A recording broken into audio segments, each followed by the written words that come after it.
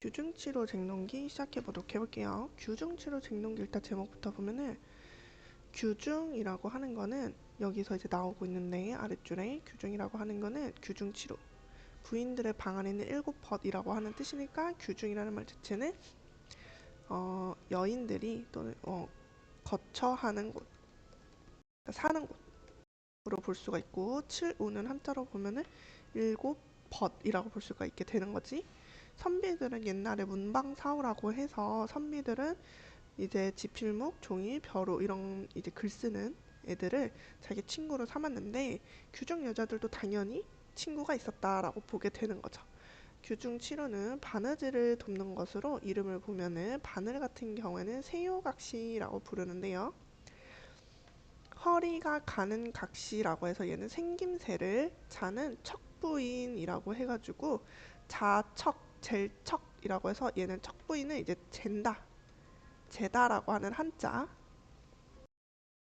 한자에서 온 이름입니다. 그러니까 얘는 쓰임새죠. 가위를 교두각시라고 부르는데요. 교두각시는 머리가 교차하는 이라는 뜻이에요. 즉 생김새를 보고서 썼고요. 인하부인이라고 하는 한자는 무슨 뜻이냐면은 불이 올마 붙음이라는 뜻이에요. 그러니까 여기서는 쓰임새를 다리미는 다리다 울자에서 온 거거든요. 다리다 울이라고 하는 한자에서 온 걸로 쓰임새.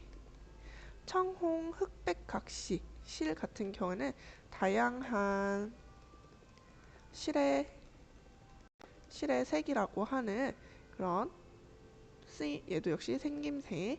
마지막으로 골무를 감투를 쓴 할미가 되는 거죠. 그러니까 여기선 생김새를 묘사를 하게 된 겁니다. 이름의 뜻을 굳이 외울 필요는 없지만 각각의 그 이름이 나왔을 때 무슨 역할을 하는지는 알아야 됩니다. 그래서 규중 부인들이 아침에 세수하고 머리 빗고 나면 치루가 일제히 모여서 함께 의논하면서 각자 맡은 바의 소임을 끝까지 해냈다. 이 말은 뭐야? 아침부터 바느질을 하면서 지냈다. 이 뜻이 되겠죠. 하루는 치루가 모여서 바느질의 공을 의논하였다. 이게 지금 이 화제의 중심 소재가 되는 거예요. 그래서 이제 척부인부터 순서대로 이야기를 하게 되는 거죠. 긴 허리, 이건 뭐겠어? 자의 특징인 거겠죠? 그래서 제며라고 하는 거는 자랑하며라는 뜻이야. 여러 것들은 들어라. 너네들이 뭐 펼쳐봤자 남녀의 옷을 마름질을 할 때 길고 짧고 이런 것들을 내가 아니면 어떻게 다루겠느냐? 라고 하니까 결국에 내가 필요한 것들은 뭐야? 내가 할 수 있는 역할이라고 하는 거는 이제 자를 활용해 길이를 잼이라고 하는 거지. 어찌 이루겠는가? 라고 하는 서리법을 통해서 자신의 그런 공을 강조하려고 하는 거죠. 그래서 내가 으뜸이다 라고 하게 되는 거지. 교도각시가 두 다리를 빨리 놀리면서 나와서 말을 하는데 여기서 보면은 빨리 나온다 라고 하는 거 빨리 놀리며 이렇게 뛰어다닌다는 뜻이겠죠. 자신의 공을 자랑하려고 서둘러 뛰어나오는 모습을 묘사를 하고 있죠. 그래서 약간 조바심을 낸다? 이런 거 괜찮습니다. 그래서 너가 아무리 뭐 그런 것들 잘한다고 해서 배워내지 않으면은 역시 모양이 되겠느냐? 라고 표현을 하면서 서리법으로 자신의 공이 척부인보다 더 뛰어나다 라는 것을 강조하기 위해서 서리법을 썼죠. 그러니까 내가 잘났으니까 말하지 마 이렇게 한 거지. 세여각시가 가는 허리를 구부리며 날랜 불이 돌며 말했다. 여기서 불이는 끝이 뾰족한 부분을 의미하거든요. 그래서 너네 둘 척부인, 여기서는 이제 척부인 교두각시 말이 옳지 않다. 10그릇이라도 꿰인 후에 구슬이라고 한다. 꿰어야지 보배다 라고 하는, 이거 결국 뭐야, 속담을 활용을 해서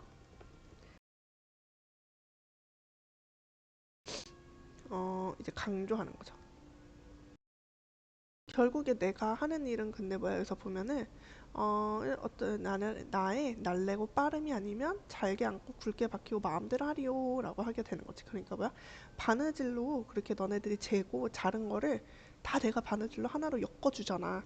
그래서 옷을 만드는 거잖아. 그러니까 내가 제일 뛰어나지 라고 표현한 거지. 그랬더니 청우 흑백가 씨가 얼굴을 불그락 푸르락 하면서 화가 나서 뛰어나옵니다. 여기서 화가 났죠, 지금. 누구 때문에? 그 앞에 있는 바늘 때문에. 야, 네 공이 결국에 내 공이지 라고 표현을 하고 있어요. 왜냐하면은 바늘과 실은 함께 다니기 때문이야. 바늘만 있다고 해서 실만 있다고 해서 바느질이 완성이 안 되는 거죠. 둘이 같이 있어야지 되는 거죠. 그래서 함께 하고 있다. 근데 왜 그게 다 네 탓이니? 이렇게 이야기를 하는 거지. 그래서 할미가 왜 할미가 됐냐면은 사실 골무로 계속 사람들이 손가락을 보호하다 보니까 골무를 많이 찌르게 되잖아. 그런 데서 이렇게 만들어진 주름, 구멍 이런 것들을 늙은 피부 같은 걸로 이제 생각을 하게 된 거죠. 야, 그래서 니네 말 되게 많은데 나는 뭐야? 온몸으로 아가씨가 아프지 않게 바느질을 도와드린다. 그러니까 다 내가 제일 착하고 배려심 있고 그래서 바느질이 되는 거지 라고 하는 거지. 여기서도 닭의 입이 될지언정 소의 뒤는 되지 말라라고 하면서 크고 훌륭한 사람의 뒤를 따르기보다 보잘것 없는 것들의 우두머리가 낫다라고 하는 속담이에요. 그래서 왜 그러냐면은 청우 흑백각 씨가 어차피 세효의 뒤를 따라다니잖아. 그러니까 바늘이 먼저 가고 실이 가야 되니까. 그러니까 실 네 공이 무슨 공이냐 이렇게 되는 거지. 근데 나는 맨날 맨날 찔렸어도 맨날 잘 견디고 있잖아 라고 하면서 아무 말 아니한다 라고 하는 이런 표현으로 대놓고 말하기보다는 이렇게 얼굴 가죽이 두껍다라고 하는 편이 여기서는 뭐냐면 인내심이 많다라고 하는 표현으로 좀 간접적인 표현을 하고 있는 거야. 내 공이 진짜 최고다 이거를 간접적으로 표현을 하는 거지. 그래서 이나 부인이 왔는데 하는 말이 뭐냐면은 나의 공이 뭐야? 다 내가 지나가니까 엄청 이쁘게 여기가 꾸며지는 거지. 내가 제일 잘나서 결국에 그거 이렇게 이쁘게 쫙쫙 펼 수 있는 거잖아 라고 하는 거지. 나의 손바닥으로 한 번 씻으면 이건 뭐야? 다리미질 한 번이면 인두로 한 번 다리면 이제 잘못도 싹 감추어져 이러는 거지. 근데 이제 올랑자가 와서 이제 이야기하는 거지. 인화야, 너의 말이 너랑 나랑 맡은 일은 어차피 똑같아. 근데 인화가 하는 일은 바느질 뿐이고 나는 모든 옷에 다 참여하는 거야. 그러니까 인화 부인보다 역할이 더 많아. 그래서 여기서 보면은 뭉쳐놓은 구겨진 옷도 다 펴고 이렇게 하는 거지. 빨래 후에도 다 펴고 이러는 것들. 그런 것들이 내 역할이니까 내가 최고지라고 말하게 되는 거죠. 그래서 근데 규중 부인이 막 뭐라고 하냐면은 여기서 보면은 야 니네 공이 많지만 여기가 포인트. 그 공이 결국 사람 쓰기에 있다라고 하면서 이 부분 때문에 그 부인 이 말로 인해서 치료들이 되게 화가 나게 되는 거지. 인간 중심의 논리인 거고 이로 인해 치료에 그런 원망을 촉발함, 뭐 시작함, 만들어냄 이런 개념으로 보면 되겠죠. 그러니까 약간 이기적이고 자기중심적으로 생각하면 되는 거죠. 그래서 첫 부인이 너는 저 매정하고 공도 잘 모른다라고 하면서 원망의 마음을 좀 드러냈고 그리고 내가 이제 옷을 만들 때 제일 먼저 쓰이는데 그런 거 외에도 보면은 이제 다른 사람들 막 때릴 때 자기 허리가 부러져도 그런 거에 대해서 뭐 개의치 않아 하는 거지. 그래서 자신의 원래 용도 외에 다른 용도로 사용해서 겪고 있는 고충 이런 것들. 그래서 어찌 야속하고 화나지 않으리요라고 하면서 야속하고 화나다 이 뜻이 되는 거지. 그러면서 어 자기가 또 보면은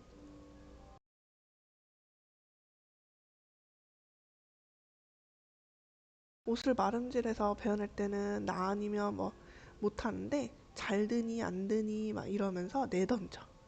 그래서 막 다리를 잡아 막 흔들어. 그래서 가윈날이 잘 안 된다고 탓하거나 아무데나 던질 때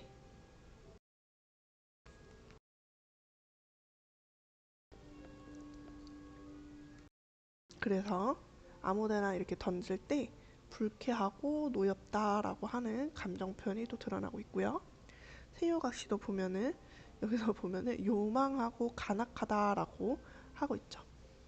그래서 나도 바느질 할 때 열심히 도와주는데 마음에 맞지 않으면 나의 허리를 부러뜨려 화로에 넣으니 라고 해요. 그러니까 뭐야?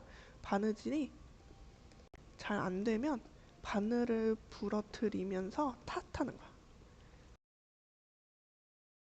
이것이 너무 화가 나고 원통하다 라고 표현하는 거지. 근데 대신에 얘는 어떻게 하냐면 그래서 이따금 손톱 밑을 찔러서 피를 내서 원한을 풀면 조금은 그래도 약간 복수를 하게 되는 거지. 그러면은 여기서 알 수 있는 게 뭐야? 바느질 하다가 손 찔리는 건 세요각시의 복수, 그러니까 의도적인 거였던 거죠. 근데 또 누가 그거를 막고 있어? 감투알미 때문에 막고 있다.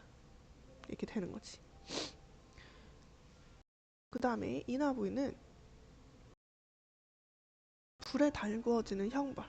이거를 이제 한자로 하면은 포락지형이라고 하는데 인두의 역할 때문에 어쩔 수 없이 맨날 불에 달궈질 수밖에 없는 거죠. 그리고 굳은 것을 깨트리는 일은 다 나에게 시키는 거지.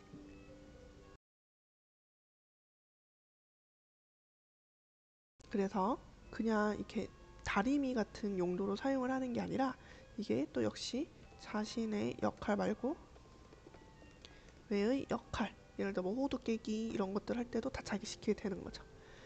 그 다음에 울랑자 같은 경우에는 어떻게 막 다리미를 잡고 위아래로 흔드는 거, 막 이렇게 격하게 흔들 때 목이 떨어질 것 같다 라고 표현을 하고 있지. 근데 치루는 어찌 내 허물을 그토록 말하느냐 라고 하면서 이제 치루를 위로하는 게 아니라 오히려 질책을 하게 됩니다.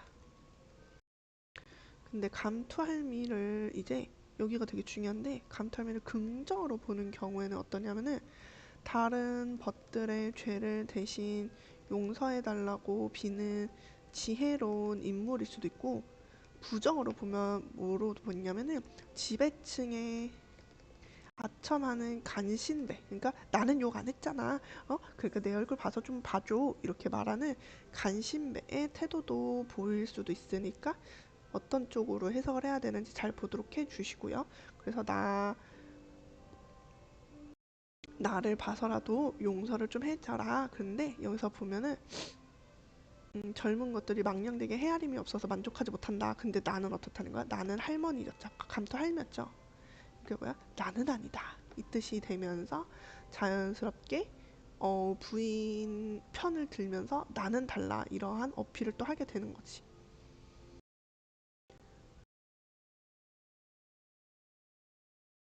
그랬더니 할미 말을 쫓아서 너네들 다 용서하겠다. 그리고 할머니의 은혜를 잊지 않기 위해서 비단 주머니를 쥐어서 골무를 항상 품에 담고 다니겠다. 그러니까 뭐야? 약간 아첨하는 간신배를 더 좋아하는 지배계층을 풍자하고 비판하는 그런 모습으로도 볼 수 있게 된 거죠. 그래서 다른 사람들을 결국에는 부끄러워하면서 물러나게 되었다. 되겠죠? 그래서 여기서 보면은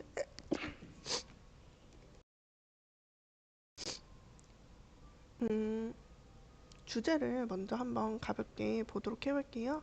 주제는 여기서 나오는 것처럼 이 치료들이 각자의 자신의 공을 내세우다가 또 서로 이제 그 부인을 탓하기도 하고 그런 모습 때문에 주제가 조금 다양할 수 있는데 첫 번째로 공치사만 하는 세태를 풍자함 아니면은 성실한 삶의 추구 이런 것도 있지만 그런 그 지배계층에 대한 풍자도 나올 수 있다는 거 기억해 주시고요.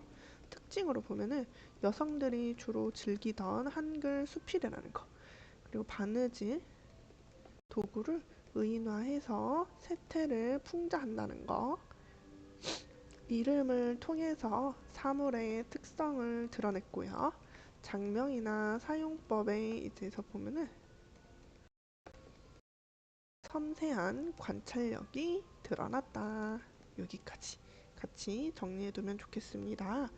고전 소설의, 아니 고전 수필의 특성이나 각각 등장인물의 성격, 그리고 왜 그렇게 말하는지 이런 것들, 그리고 규중 치루들의 부인에 대한 그런 태도, 자신의 공이 무엇인지 또 부인을 어떻게 비판을 하는지 조금 디테일하게 나오는 부분이니까 여러 번 꼼꼼히 읽어두기 바랍니다.